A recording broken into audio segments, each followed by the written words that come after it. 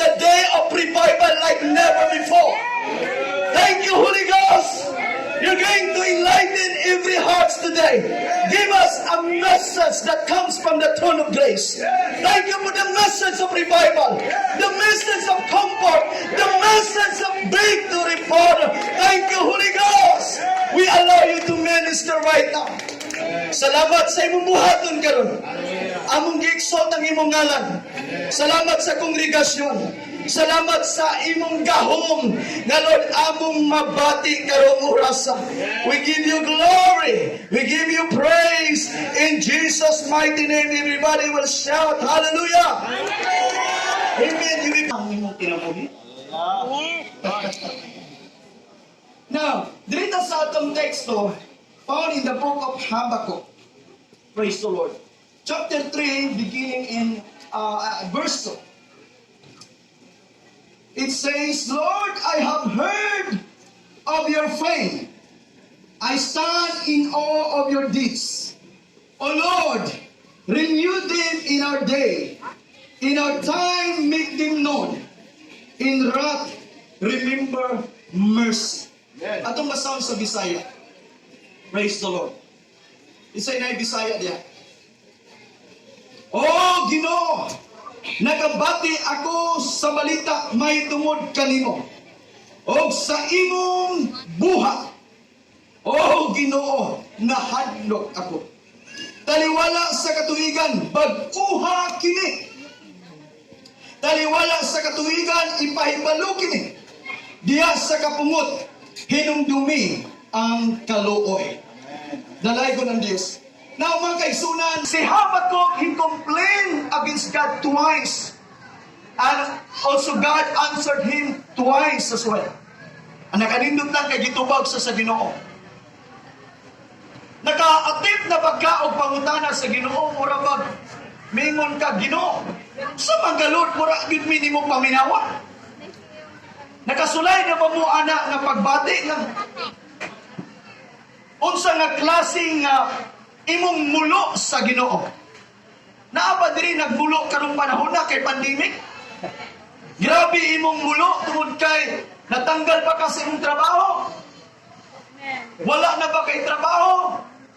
Or unsa nga klase nga pagbati nimo nga din murag ang imo nang gibasulon ang Ginoo? Naa ba na dinhi? Wala na dinhi ito na sa pikas. Pikas kalibutan. O sa diya nga nadunggan niya ang mga tubag sa Diyos, finally, nag-ampo na siya. Instead, na diin, magbulo siya, o muliklamo siya, apan, iya na lang, himuong mga pagampo. Nagabantay ba ka nga diin, daghan kay kag mga rason, tungod kay kitanaw nimo, ang imong kayuhan sa imong kagalingon? Gusto nimo unta nga komportable ka? Gusto unta nimo nga nakay trabaho? Gusto unta nimo nga nindot ang imong pagbati karon? Apan kinsa man ta nga tugutan sa Dios kini pangitabo dili lang tungod nimo, tungod og alang sa tanan. Why? Because God has His own time. Naay dealing si God in every area sa atong kinabuhi. Amen ba? Amen. Oh, gitubag sa Ginoo. And then finally, nagka-realize siya, Lord, I have heard of your fame. Nadunggan nako, hallelujah, ang may tungod nimo ang mga balita nga imong gibuhat. Hinumduman na to nga ang Dios nagpabilin karon ugma sa walay katapusan. Amen ba? Amen.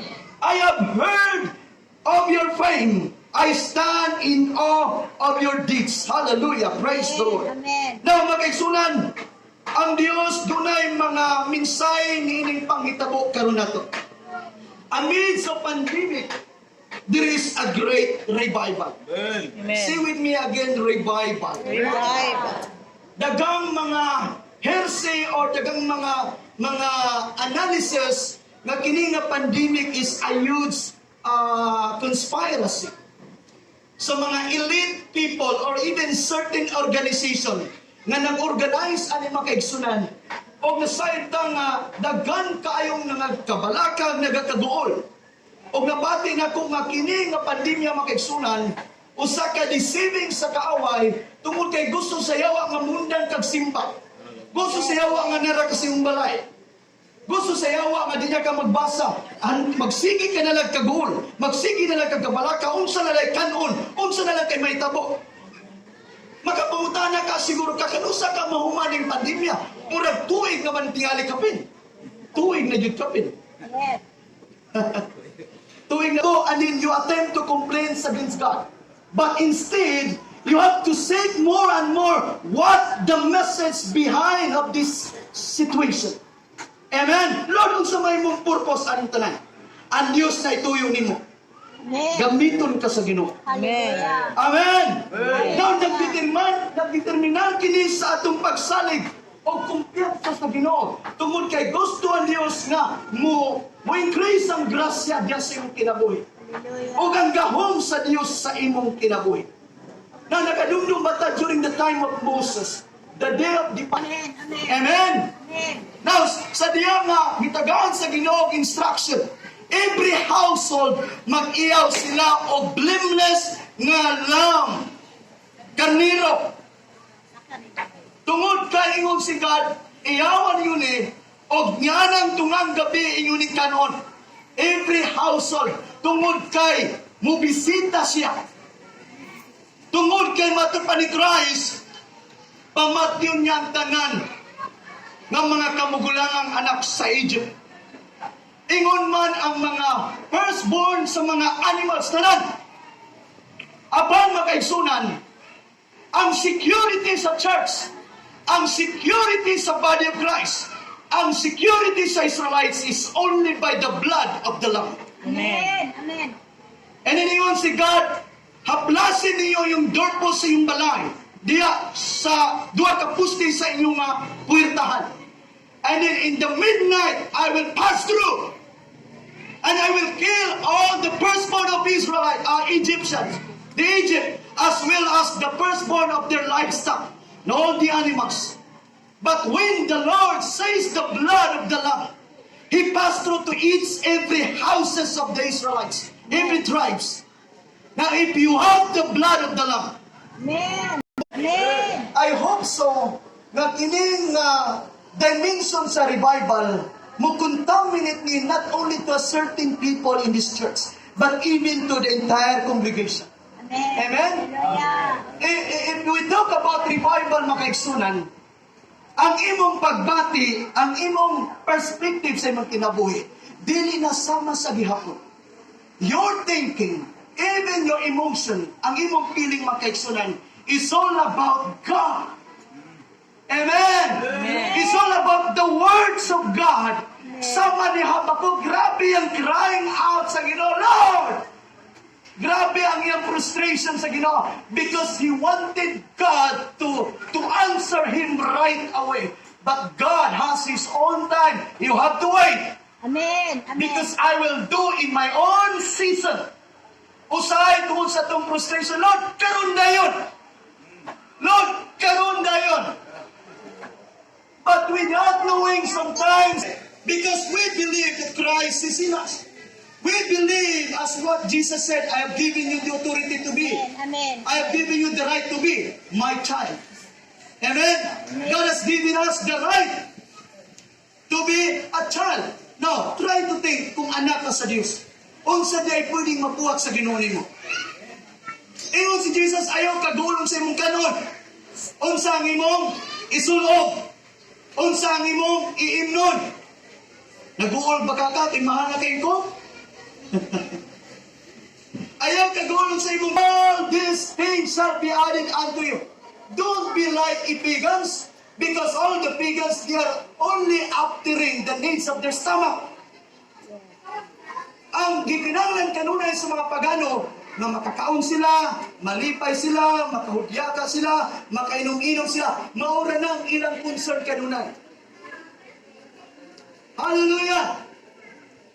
So therefore, dili ta samaan nga pagbati na kung tinuod nga you are the child of God, lahi ang imong concern.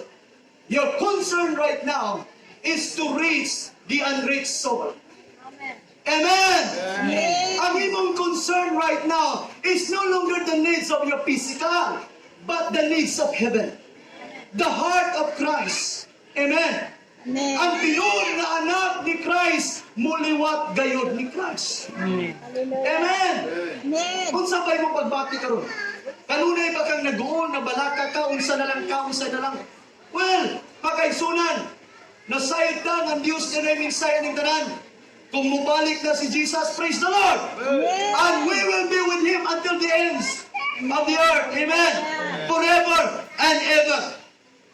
Ang pinaka-main concern karon makaigsunan is to fulfill the mandate of Christ. Although nahitabo ni nga klase nga pandingit, in fact, makaigsunan ninyo na Bible, na nagbugna, even the love of Sa katapusan, kanino lamang ako magkasimba. Huwag kinutubang ang grasya mo.